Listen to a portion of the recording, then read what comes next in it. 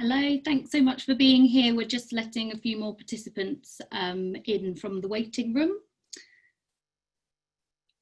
So we'll be kicking off shortly.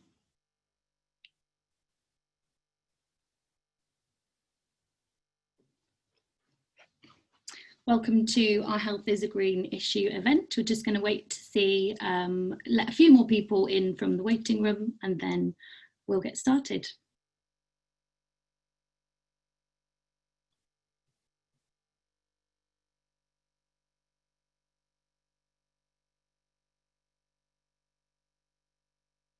Hi, welcome. If you're just joining us, we're just getting a few more people in from the waiting room, and then we'll kick off our session this evening.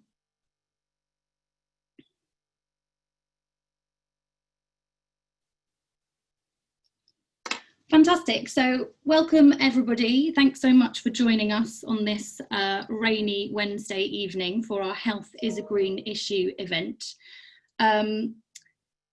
A couple of housekeeping items first of all. I'm Gemma Walker. I'm the head of comms from the Green Party of England and Wales. We'll be introducing all of our panellists shortly, so just bear with for that. We are recording the session this evening. We'd also really encourage you to participate as much as you feel comfortable to. We have a Q&A that's going to be at the end of the session. There is a Q&A button at the bottom of your Zoom screen, so do put any of your questions that you've got. If you want to put something to the general panel, or as we're going through, if there's somebody on the panel that you particularly like to ask a question to, then please do put it in the Q&A function. And we're going to be doing upvoting on that so that the issues that most people want to focus on come to the top, and we're able to get those questions answered for you. So thanks again for being here. A little bit of context. This group came together a few weeks ago to talk specifically about health as a green issue in an internal conversation. And what we'd like to do today is bring out some of the real discussion points that came from that, and the really interesting areas that we think are going to really resonate with a lot of the audience, and also then give you the opportunity to feed in as well, and obviously to ask those questions. And our focus on health as a green issue is part of a campaign that we're running at the moment in the Green Party, which is all about collaboration and looking at how things interconnect. And so our focus is on health, it's on work, and it's on home, and how those three areas are absolutely interlinked with environmental issues. So I'm going to go through a bit of a script that's just our scene setting, and then we'll go into some questions to the panel. So systems change, not climate change. That's something that we've seen a lot on placards in recent years, and obviously with good reason. The systems we've got at the moment confuse the mechanism of our economy with the goal of our economy. For most of us, the meaning of life isn't the accumulation of loads and loads of money. I would define for most of us a good life as one where we get to connect with the people and the places that we love. We've got a sense of meaning and a sense of purpose. And of course, that we have opportunity and equal opportunity to make sure that we've got basic security. So not just in the immediate moment, but for the foreseeable future. There is so much about life that we can't control, but what we can do is design systems so that everyone does have equal opportunity, so that they don't have to live in fear of not having a home or food or access to adequate healthcare. The economy is a system designed by people, and it's meant to work for people and for the planet that ultimately it depends on. But currently, that's just not the case. So how do we go about dealing with the design flaws? Firstly, design systems using systems thinking.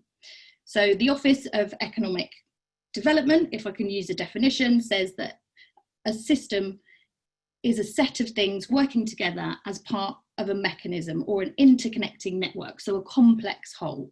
So in short, everything's connected. Our policies at the Green Party really reflect that. Environmental justice and social justice can't be separated. And the economy is the system that's serving all of that. The more we're able to understand that everything's connected, the more progress we'll be able to make in changing the system. But those discussions, unfortunately, as a communications person, don't fit into a soundbite, and that's why we're here today having this conversation, to explore particularly how health is a green issue. And we hope that we can go beyond talking and that we're able to find connections in the work that we're doing, the panellists here and the Green Party, but also from the audience who come from different areas of society. And we'll hope we'll be able to land on some ways that we can support each other and make more progress in promoting the systems change that we know we so urgently need. So hopefully that's helpful in setting a bit of context around the discussion that we're going to have today. And I'll start by asking our panellists to introduce themselves, say a bit about their work and their take on how health is a green issue. So we'll go first to Ellie Chowns, who's a Green Party councillor and former MEP. Thanks, Gemma, and hello everyone, even though we as speakers can't see you. Thank you very much for being here. Gemma's kind of stolen my thunder because, yeah, that's my introduction, really. That's who I am. I'm a Green Party councillor in Herefordshire, and I also serve as part of a coalition administration, and I'm the Cabinet Member for Environment, Economy and Skills, which brings together the kind of 3 pillars of sustainability, I think. So although I don't have direct health responsibility, I think it's a real cross-cutting issue. I had the honour to serve as MEP for the West Midlands, and my part-time day job is as a university lecturer at Birmingham, and my background's in international development. Thanks. Thanks very much, Ellie. Go next to Chris Martin from The Mix, who has the enviable position of broadcasting to us from France. Yeah, well, if it wasn't raining, it would be enviable, yeah. So, hello everybody, my name is Chris Martin. I'm the CEO of a charity called The Mix. We provide advice and support to young people under the age of 25 right across the UK. We reach about 3.5 million young people every year, and we talk to them about everything in their life. So work, study, housing, physical health, drugs, relationships, all of those things. And we do it all through digital channels, which gives us huge reach through a helpline and online community and so forth. Probably the biggest single issue that we deal with day to day is mental health, and mental health underpins pretty much about 60% of the conversations that we have through that service. And what we see is that all the other factors that young people deal with in their lives drive that sense of anxiety. So actually how their working environment is, what their home environment is, and their community environment drives the mental health agenda. So I'll be speaking primarily today from what we're seeing from young people and what their concerns are. Thanks very much, Chris. Our next panellist is Anna Jorgensen from the University of Sheffield. Oh, Anna, you're still on mute. Sorry. Anna Jorgensen, I'm the head of the Department of Landscape Architecture at the University of Sheffield. In our department, we educate future landscape architects, and we also do research on landscape issues. My own research specialism is in the relationship between urban natural environments of all kinds and human health and well-being. I've recently completed a 3-year project called I1, Improving Wellbeing through Urban Nature. And I've started to work more recently on what we call nature-based solutions, but they're essentially any type of intervention which is designed to make human lives better, but which is utilising the inherent benefits and powers of nature to make it more effective. Thanks very much, Anna, for that introduction. We'll go to our next panellist, who's Safina Ahmed from John Ellerman Foundation. Hi everyone, really pleased to be here. My name's Safina Ahmed. I'm the director of the John Ellerman Foundation. So we're an independent, non-party political grant maker, and our grant making income is derived from an endowment which is invested for the long term. So that means that we can think about the delivery of our work over the long term. So we kind of that as around 30 years. Ultimately, we fund UK registered charities that deliver work in the arts, social action and environment. We distribute around £5.8 million annually in core funding toward all costs involved in running an organisation. So that usually means things like salaries or overheads. Environmental funding is aimed at protecting the seas and creating richer and more sustainable places on land. And we fund work that's delivered in the UK waters, but we also support work in the UK's overseas territories. We fund charities delivering practical work in support of the environment, but we also support work that seeks to influence government and the market. For us at Ellerman, health is a green issue. We believe a healthy and well-functioning environment is essential to the health and resilience of people and nature. And we want to fund organisations that understand the interdependence of communities, habitats and species. And we want to fund organisations that apply that in their thinking and practice. Thanks so much, Safina. And our final panellist is Zai Neal, who's representing an affiliate group of the Green Party, Greens of Colour. Good evening, everybody. My name's Zai Neal, and I'm a part of Greens of Colour.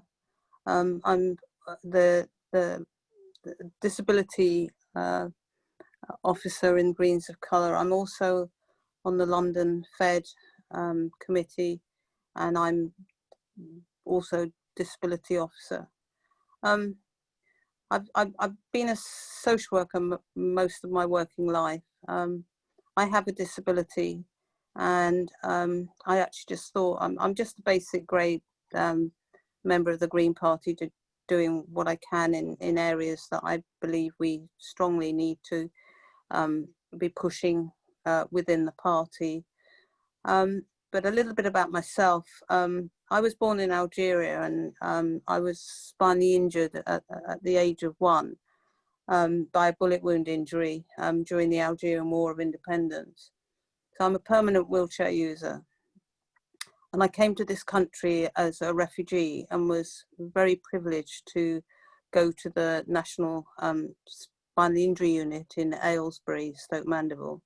And at that time, it was run by Sir Ludwig Guttmann.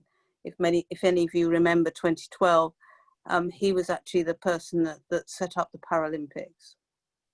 I've worked in the area of sport and social work and advocacy. My social work portfolio covered from originally, I worked in the community from the cradle to the grave. So I was working with older people with disabilities, and helping them to become more independent in life, and also just providing services.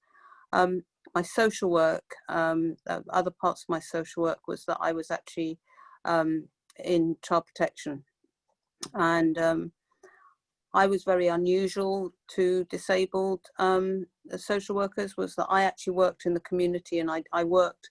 My job was to, I went into people's homes and courts and things like that, which, and I had people assist me, but I was adamant that I was going to do the work in the same way that anybody without a disability or a mobility difficulty like mine, I was going to do the same.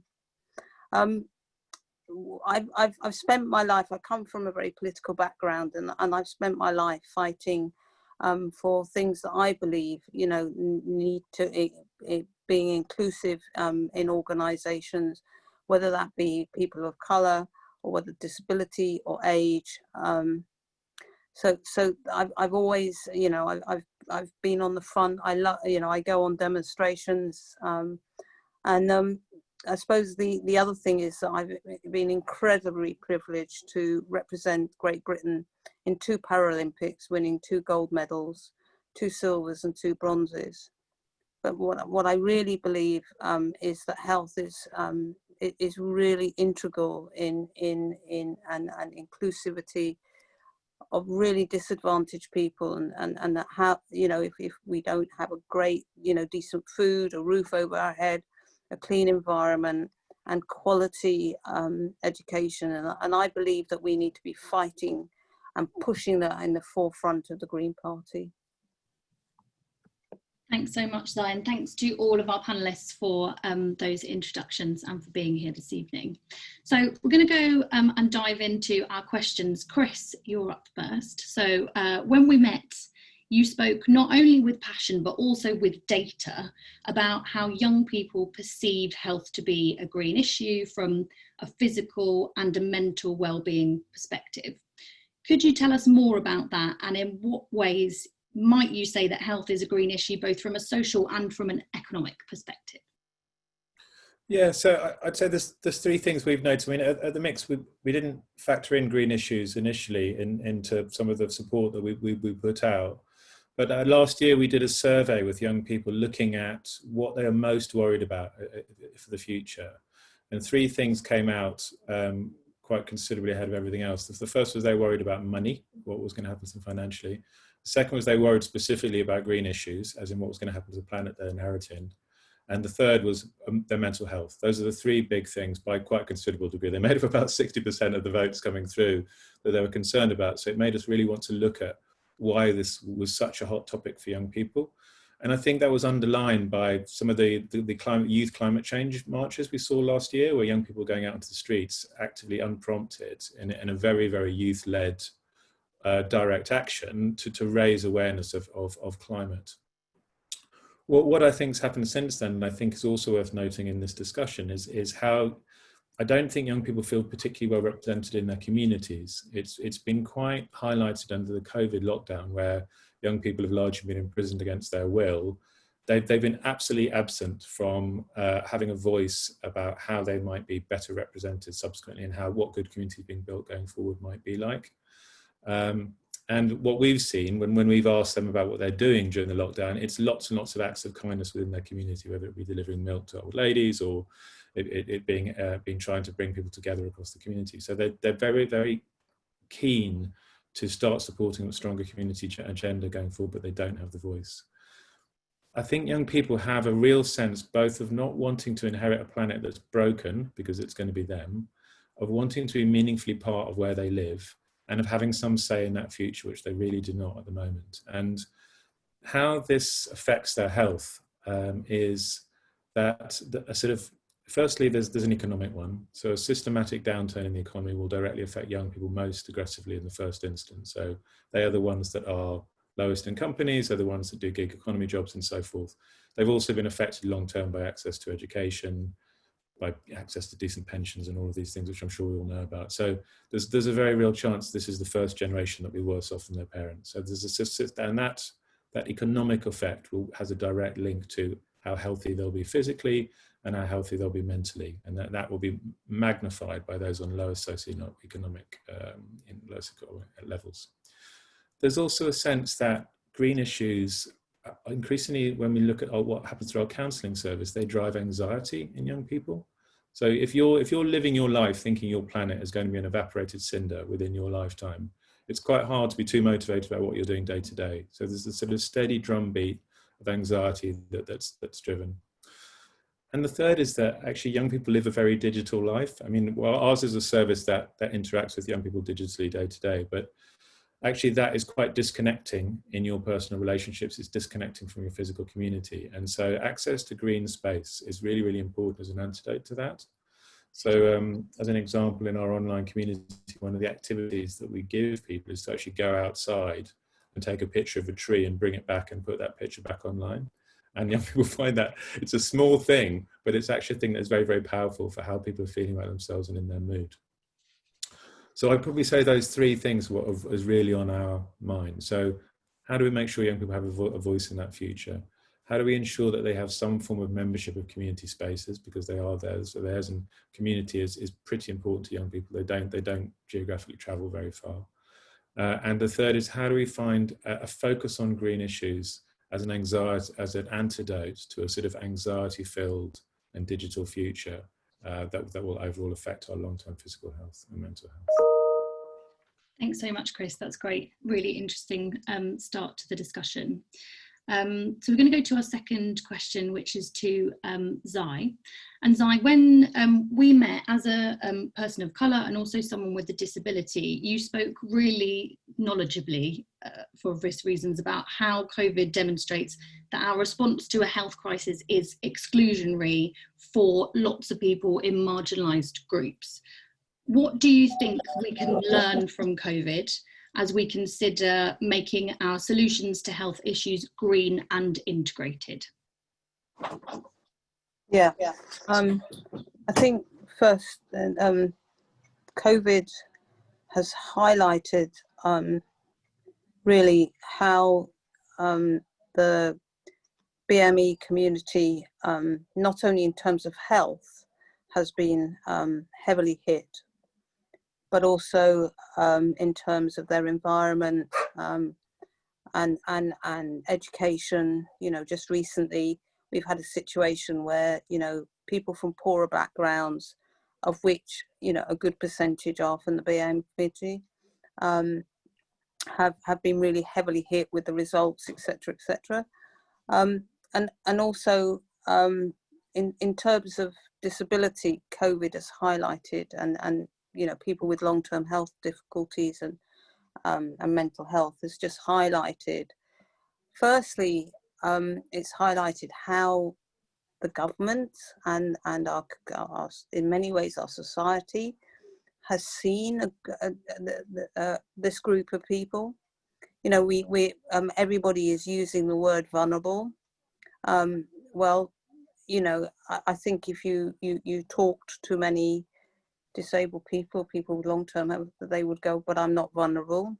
And it's really dehumanizing. The whole system has dehumanized people, but it's also had some really deep damaging things in terms of the fact that, you know, that they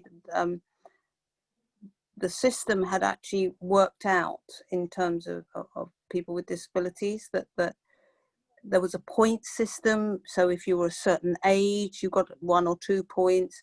If you were able a little bit, you know, could walk, but needed a little bit of help, you got 2 or 3 points. What was interesting in that was that if you were, say, in a wheelchair, now it doesn't mean that you need a lot of help because you're in a wheelchair, but you actually got 7 points. If you got 8 points or more, the system actually said that you were not going to get any treatment. You know, so actually it was certainly for me, and I know a lot of other disabled people, that it was kind of really fear, you know, absolute fear that if they got COVID, that nothing was going to happen to them. And then we had all these things that, you know, people who needed particular equipment were being told that they couldn't have that equipment. So, for example, people on ventilators were told that they couldn't have filters that actually helped them breathe because they were needed for the hospitals. So what COVID showed was that there was absolute no preparation for the pandemic, even though, sadly, we were one of the top countries in the world for pandemic preparation and you know, epidemic, you know, other countries in the world, Japan, China, and in Asia, have actually used the system that we built many years ago, and look at if you know, they followed it, track and trace, they followed it, and it's worked well. We've had 20,000 disabled people in die. It hasn't actually been particularly highlighted. 20,000 of the 60,000 people have been people with long-term health conditions or disabilities, have died in either in residential care in the community. And the other thing was the COVID Act, was how it's, you know, that again, local authorities and health have been allowed by law no longer to keep to the equalities and proper assessments in terms of need. They can withdraw services because they say we haven't got the money, and therefore, you know, how that's affected both, you know, many communities of people who are, you know, struggling. So the whole, you know, and then there's been the stuff about how GPs have been putting, or had been putting, pressure on people to have do not resuscitate, you know, sign do not resuscitate. And in some cases, it had been found that without people's knowledge, it had been put on their records that they couldn't have resuscitation. If you actually look at in the BME community, the number of medical profession, but you know, and the number of frontline workers that have died, but the way that's being pushed at the moment is the fact that you know, well, there's something wrong with you as a group, but there's no real look at, well, actually the truth of the matter is we were not protected. You know, people were not protected. There wasn't enough PPE. That was an absolute fiasco in terms of centrally. You know, if people were protected, then maybe the numbers wouldn't have been so high. And so for me, I think that you know, we actually in the party we really have to look at how we are going to push the making people of colour and disability and older people in the forefront of our policies, and include them, you know, include them in the party, but also that we need to be reaching out to those people, and so that's what I believe that's happened is that what's actually happened with COVID is actually shown how we, as you know, the many groups in society have been marginalized, that actually we weren't anybody, we didn't matter, and we do matter. And you know, if you add us all together, we're actually quite a big population in the country, and we, you know, we've got to push that, and we've got to go out. I believe we've got to go out and get, you know, get the communities together and you know, fighting for what they believe is right. Thanks so much, Sai, for sharing that perspective. I'm just going to pause before the next question to say we have 10 minutes at the end of our hour session together this evening for a Q&A from the audience. So if you do have questions, please put them into the Q&A function, which you'll see at the bottom of your screen. And then we'll be taking those that most people want to see answered at the end of the session. So I'll move on to our next panelist now, which is Ellie. So Ellie, when we met, you were talking about your belief in the concept of a wellbeing economy, but not loving that actual phrase. And you spoke instead about health as a green issue being about making sure everyone has access to a good life. Can you paint a picture to us of what you mean by that? Yeah, sure. I mean, I was sort of had a gut reaction to this term, the well-being economy, because I think let's talk about things in a, you know, more positive language, really, and language that kind of engages people. And I don't mean the good life as in one type of, you know, prescriptive good life. I mean a good life as in the sense a life that somebody decides for themselves they've got reason to value. You know, they're deciding for themselves what it is that makes a good life for them, and having the opportunity to access that. Because, you know, as Zai and Chris have been talking about, we live in a time of increasing inequality. We're going the wrong way. We're living longer, but we're living more unhealthily. So we're living a kind of, got a larger proportion of our lives that is lived in poor health. And, you know, so we've got an economy and a society that's oriented towards somehow taking us in completely the wrong direction. And I think that changing that isn't just about economic stuff, which is what the wellbeing economy phrase sort of says to me. Actually, changing it is about saying, what is it that makes, you know, that creates well-being, that enables people to live a good life, one they've got reason to value. And I kind of had this, so I heard somebody a while ago say that there's two determinants of health, basically, key determinants. They're connection with other people and exercise. And I've always kind of carried that around with me.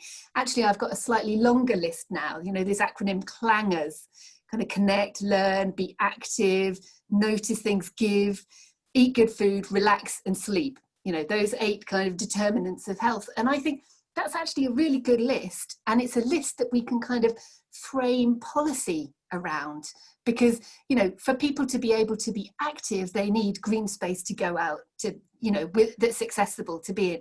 For people to be able to kind of notice the beauty of the natural environment, they need to be able to have access to wild space, you know, even if they live in the inner city. For people to be able to connect, we need to kind of design our communities in ways where we don't cut them off by putting great big roads across the place, in ways where we create spaces where people can come together. All of these things, they're partly economic, but they're bigger than that. And they're about helping to create, you know, the spaces in which people can construct whatever for them is a good life, you know, around those kind of broad themes. I hope that's making some sense. Absolutely. Thanks so much, Ellie. I think clangers is going to be on a post-it note somewhere in my house from now on. Anna, we'll go to you next. So as a landscape designer, you work extensively in exploring how place can influence people's sense of community, providing gathering places to enhance equality, helping to regenerate our connection to the natural world, and literally to regenerate the natural world as well, all of which really directly improves individual health, collective accessibility to healthy life, and ensures a future for the planet. So can you tell us more about your work and how you've seen firsthand the impact of those kind of integrated solutions? Yeah. Landscape architecture is a holistic profession and discipline, and I would argue that landscape architects, when they're at their best, use a kind of systems thinking, because we think about the world spatially, but also temporally. So we think about processes through time and space, if you like. We deal with the planning, design and management of outdoor spaces at all scales, ranging from urban squares through to huge landscapes like national parks or coastal landscapes. We aim to find solutions that benefit people and the environment, and we try to base that on an evidence base, an understanding of culture, society and science. I'd like to talk about some really notable examples of this from Sheffield, which illustrate different examples of this type of work. I think environment is very important. It's even more important in a digital age, because we are corporal beings. We inhabit our bodies, and our bodies inhabit spaces and places. And the quality of those spaces and places where we carry on our daily lives is really critical. So 3 examples from Sheffield. One is the Peace Gardens, which is a relatively recently regenerated public open space in the heart of the city. It was made much greener, much wetter. Some very beautiful interactive water features and fountains were put in. It's a very, very inclusive and diverse space. It's very well maintained. It's quite closely managed, and that enables a very wide range of people to feel welcome there.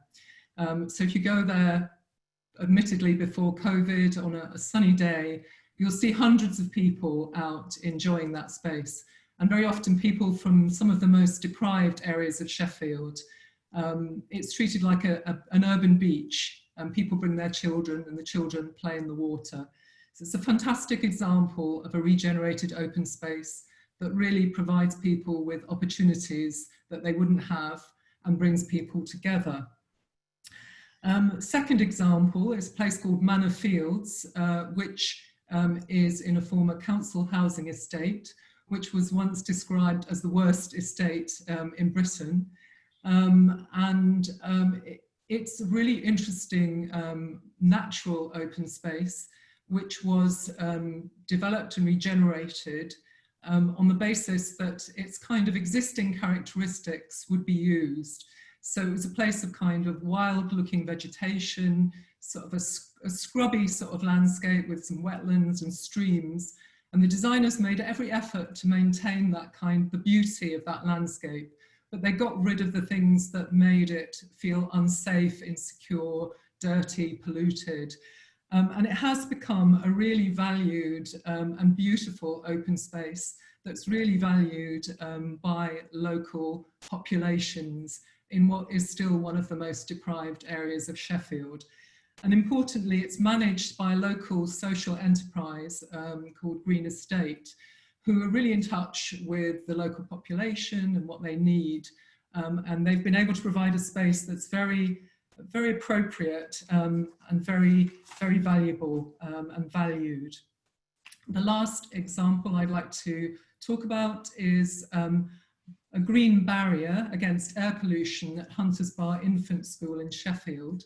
This was an interdisciplinary project involving an interdisciplinary and intersectoral project involving the university, the school, staff, children, parents, governors, the local authority and the private sector, who donated a lot of the services that were involved in constructing the barrier. The remarkable thing about this was that it was a collaboration to build a green barrier to mitigate the impact of air pollution from road traffic on children's health. The barrier was built last autumn. It's very beautiful. Fortunately, it's been very successful. The plants have taken very well. But the most special thing about it was the fact that it was a truly collaborative effort. Lots of different people were involved. It started a conversation about a much wider range of green issues, about how we travel to work, how we look after our children, what kind of legacy we're leaving them, and how we owe it to them to provide them with a much better environment.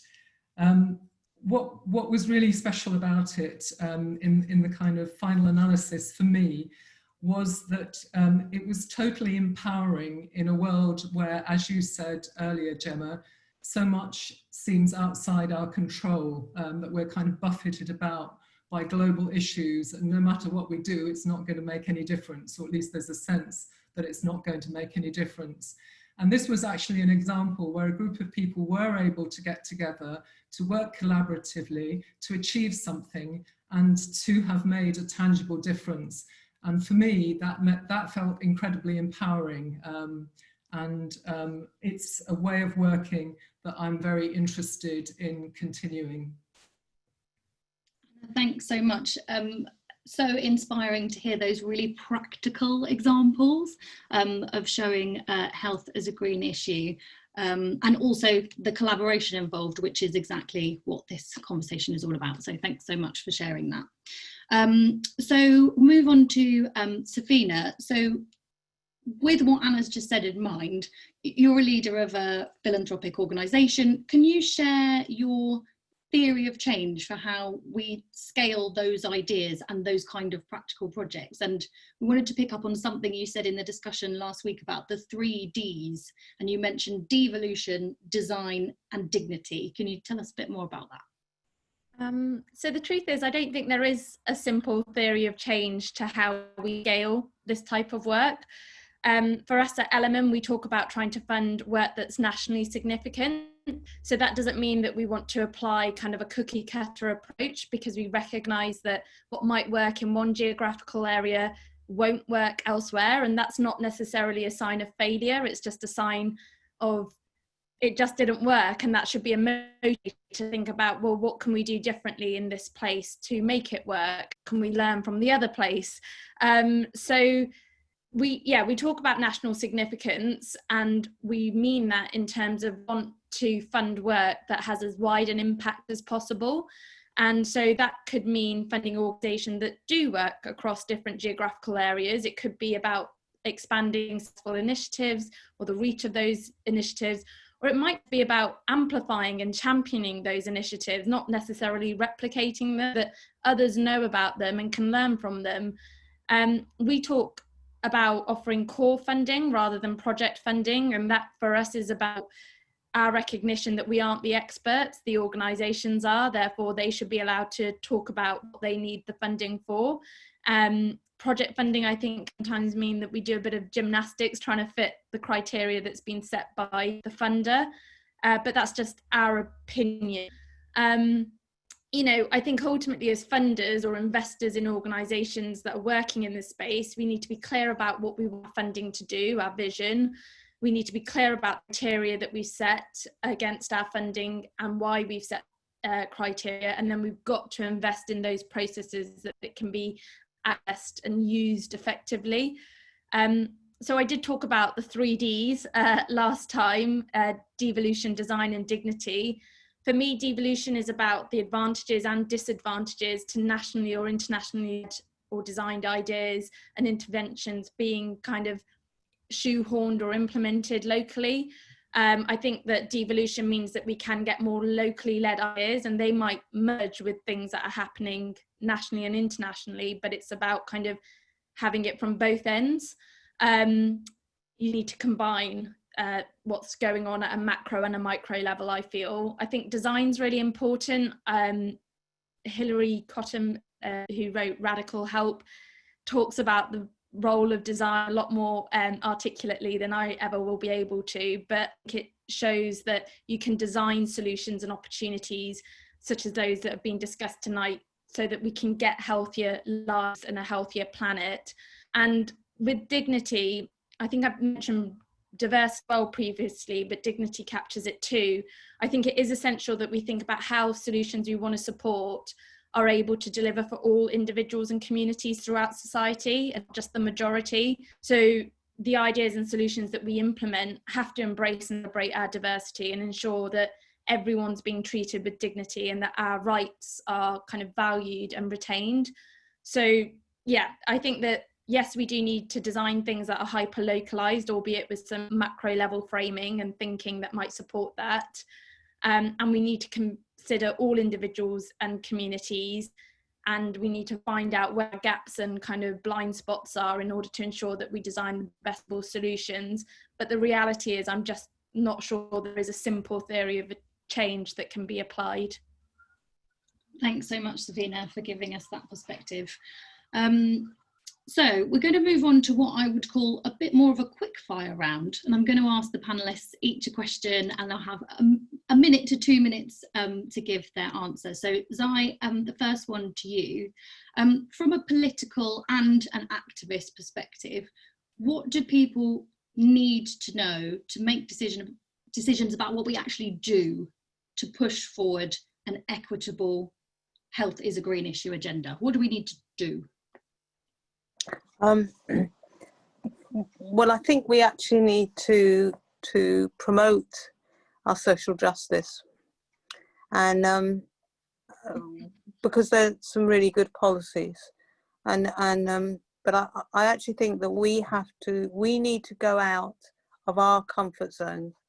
So we need to go out to the housing estates. We need to go out, meet the BAME community, and actually, talk about our policies and how they can be involved in, and how our policies actually are most probably akin to what they're thinking themselves in terms of, so I think that we have to go. I think we need to be really supporting, as an activist who actually does go out on lots of demonstrations and things like that. I mean, partly because I enjoy them and you meet some wonderful people, but I go to them. I think we have to be showing our face.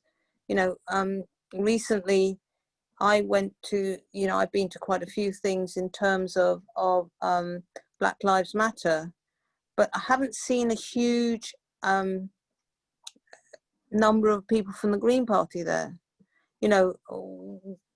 Local parties have banners. They have, just showing a presence that we support what's going on. So that's for me is that we need to be going out there, reaching out, letting people, saying to people, you belong with us, and I'm sure we belong with you, and that, but we have to make changes.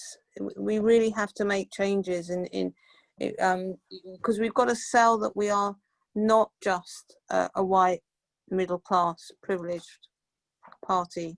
We've actually got to go out there and say to people, you know what, we believe what you believe in, and what you need is actually part of our policies. So that's what I think is what we can do and how we can make changes.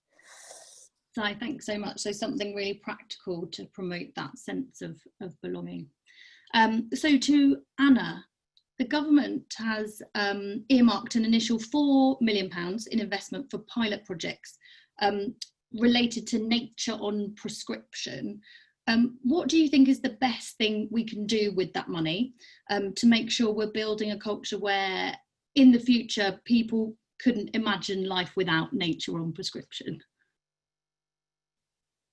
Oh, Anna, you're still on mute, sorry. So if I had a fiver for every time someone had said that to me. I think we're all in that boat. Of course, it's really important to be spending £4 million on piloting green prescriptions. That's really valuable work. However, many people don't live within easy reach of attractive, well-maintained green spaces.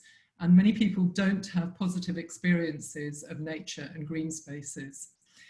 Well-designed natural environments and green spaces can have positive impacts on our physical and mental health. They can improve air quality. They can provide places where we can exercise, relax, recharge our batteries. But we need high-quality natural environments to be part of our everyday lives so that we can't imagine living without them. There are so many opportunities to green our everyday local environments. We could imagine cities which are planned differently, but even retrofitting into our existing cities. There are opportunities in schools, GP surgeries, other health and social care environments. There are streetscapes, there are city centres that could all be far greener, far healthier, far pleasanter, and far better places to inhabit. So I would argue we need grassroots, place-based transformations responding to local context and need. We need cross-sectoral, multi-agency collaborations, and we need to build on local skills, local organisations, and existing assets as the baseline for these interventions. That's great, Anna, thank you. So moving straight on to Savina on that line of discussion. So as a funder, you're in the business of measuring value. When we spoke, you discussed systems change needing systems thinking. So what is the advice that you'd give on how we measure success of the kind of pilot projects that Anna's talking about, to make sure that money flows to more schemes that demonstrate systems-based solutions? So obviously systems are complex and it's hard to demonstrate value, but I would really sign people to a piece of research that Collaborate are involved in, and they are doing that in partnership with Toby Lowe at the Newcastle Business School of Northumbria on systems. And there'll be a post that's a link that's posted in the chat. So that research talks about systems needing to be ones that are human learning systems. So what this means is that as funders or commissioners or practitioners, we need to embrace the complexity of systems. We need to recognise that effective systems are ones that are ultimately human to one another. So they are dealing with variation and diversity and complexity in that regard. To recognise that systems are ones that want to learn, they want to enable performance improvement. They use a variety of kind of ways of measuring what the learning is. And finally, we need to look after the health of the systems which create social outcomes. So we need to be propping up systems that matter rather than systems that just exist and have always existed, because they're the systems that create the conditions in which people can, understand the systems that they're a part of, and they can then collaborate with it and connect with it. So ultimately, if we're going to harness the complexity of a system and elicit positive changes, then my advice, such as it is in terms of demonstrating the success of pilots or the value of them, is just to be really clear on the qualitative and quantitative change you're seeking. Be clear on why you feel that those changes are important. Really question yourselves as to whether those changes have been designed in partnership with the right people, i.e. the right individuals and communities that you're working with and for. And just be really ready to kind of reflect, learn, adapt, and recognise that pilots may succeed, they might fail, but there's always kind of positives to be gained from that. Brilliant, Safina, thank you. So just go out and start doing and adapt along the way. Fantastic. So Chris, we're going to go to you next. How might young people get involved in the types of nature of prescription projects that we've been talking about? Are there any practical ways you could see an organisation like yours collaborating with, say, the University of Sheffield or the Green Party, for instance? Yes, absolutely. I think it's really critical, probably for young people and actually all of us, that we have as many multiple start points as possible to get involved in these kinds of projects. That there's a really practical reason. Not every young person is a member of the National Trust. You might be shocked to discover, but also there's something about what is your trusted entry point into doing something really meaningful in your community. And so young people tend to have various people that they think, okay, I trust these people, I know these people, therefore if they say it's great to get involved in this, I'm going to get involved. And that can become really important with more diverse communities who may not have the sort of connectivity to a national picture that other people would have. I think when the programs are being designed, relevance is really important. So it can't just be another apprenticeship scheme. Young people have got to see what they get out of it for themselves. Most young people don't want to be a mini MP or something like that. They want to sort of have something that is meaningful or create meaningful change in their lives on their own terms. And they kind of need to see more celebration of things that people are already doing in their communities. It's far more appealing for a young person to get involved in a program that is rather than a program that's going, we're going to stop you being a kind of depressed, phone addicted criminal, sort of media view of young people, to one that's going to be far more inspiring in a sort of Greta Thunberg type way of, like, here's a young person doing an amazing thing, they live near you, let's do more of that stuff. That's an appealing program to get engaged with. The mental health element, we know that social prescription is quite a powerful thing even for the practical treatment of mental health. And as I've mentioned before, young people are really interested in their mental health. And so that could be quite a good way of going into it and going, actually, we do know that we have the data to show that actually getting involved in some of these social prescription type activities is as effective as drug treatment. So actually mental health and the connection with this is really, really important. And also I think just explaining the impact chain. You know, we have to value the impact chain of doing these programs. So I mean, these things don't have to be a big deal, but, you know, sorting out a little bit of scrubland in the housing estate where you live makes the place a little bit nicer, but also gives you a chance to meet everyone else in that community. And suddenly young people are perceived in a different role, and it's a matter of changing the community and building some community cohesion. So there's a bigger hit to what young people are doing rather than just what it might be given to them. And finally, I'd just say, look, we really need young people in this. Gemma and Anna mentioned earlier on in the discussion, actually, how kind of static and hard all this can be in the current political environment. It can feel like we're trying to move through treacle, trying to get a way through. So we could really do with leveraging the ambition of young people for creative change. They're already making really meaningful decisions about their consumer decisions, the food they eat, what equality really means to them. All of this is being driven by young people in the background behind these demonstrations that you see. So I think we could really use some of their energy if we can engage them in moving some of these issues forward. So I think, yeah, any way we can get them involved, really, really important, and we will be the beneficiaries of it. Thank you, Chris. Yeah, and I think it's worth saying we started off the Better Is Possible campaign from a point of what are the bright spots actually in this very confusing and troubled time, and actually it is the inspirational things that communities and lots of young people have been doing. So yeah, I think that's massively relevant to this discussion. So the last of our panel questions before we go to a very quick Q&A is to Ellie. So Ellie, you're a councillor in Herefordshire. How can we get more people participating in democracy to help devise these solutions? I think it's really about showing that it does make a difference if you get involved. You know, nobody wants to kind of spend time on stuff that doesn't get anywhere in the end. And of course, political change, it doesn't happen overnight, really. The long-term change that we need, it does require a bit of sticking power. But I think we've got some real examples of how that kind of mobilisation can really make change. So in Herefordshire, you know, 18 months ago, we had 400 people come to the council meeting where we were discussing the climate emergency motion, literally packed out the building and the steps and everything. And nobody, even the most dyed-in-the-wool sort of very conservative person, couldn't dream of voting against it because of the strength of public opinion that was being shown there. So that kind of level of engagement in sort of scrutinising what local government is doing and getting involved in making your voice heard, you can actually have a really direct impact. But I mean, my personal experience, I got involved in politics about 5 years ago because I thought I can't just sit on the sofa shouting at the radio any longer. I've got to get involved and just start trying to make things better. And the thing about being involved in politics, it makes you talk to people that aren't just the people that you always talk to all the time, because you literally go around knocking on people's doors saying, what do you think? What's important to you?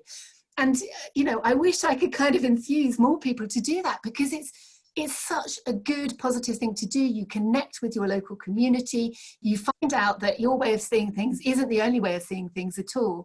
And you can, you know, we've come a long way in Herefordshire from having just a couple of opposition councillors 3 years ago to now being part of the administration and having power to do things, to invest in walking and cycling instead of, you know, the bypass that was going to be built, to invest in new green spaces, to invest in energy efficiency and making sure that the, you know, building new high eco standard social housing. You know, that's really quite radical stuff, and that's what you can do if you win political power. So I can't say any more really to kind of say, get involved in politics, people, because it really, it's a long slog, but it does make change happen. Absolutely.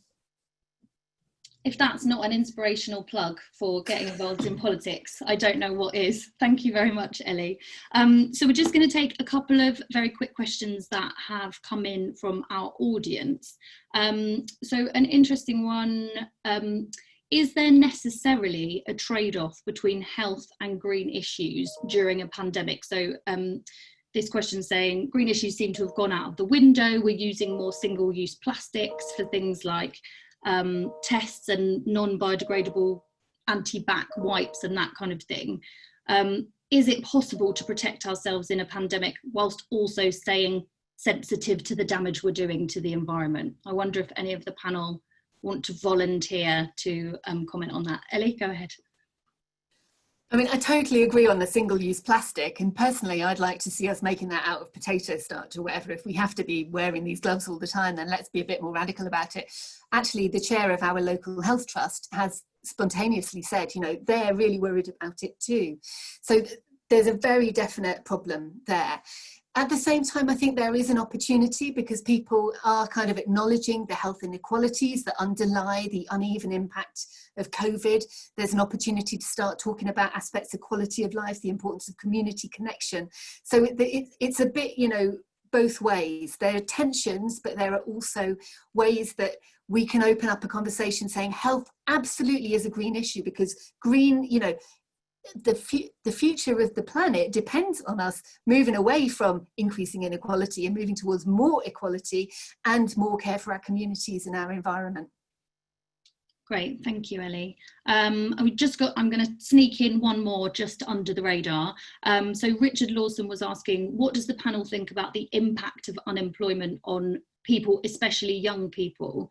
Do you feel unemployment's illogical given there's so much that needs to be done to protect and heal both environment and society? So Chris, it feels to me like that one's for you. So just the impact of unemployment on young people.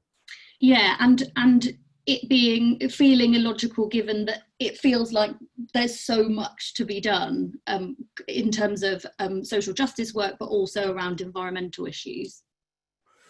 I think, you know, you young people you're building with young people what they're going to go on and do within their lives. So I think you've got to do everything you can to get them engaged in our society, whether it be political, whether it be in the world of work, whether it can be in their communities around them now, because they will do the rest of that. They will do that stuff for the rest of their lives. So we know that pandemics like this or economic downturns, they have a long tail. So people are still being affected, certainly in terms of their mental health, from the economic downturn in the 80s. It was, so I think we've got to be pretty careful at the moment to take all the opportunities that Ellie was just talking about, and that involves re-engaging young people. So my sense is we should be doubling down on trying to avoid youth unemployment at the moment, because you're building a far more robust future in terms of their confidence about how they can engage in their society. That's brilliant, Chris, thank you. So I've only gone 1 minute over, which I'm quite impressed by.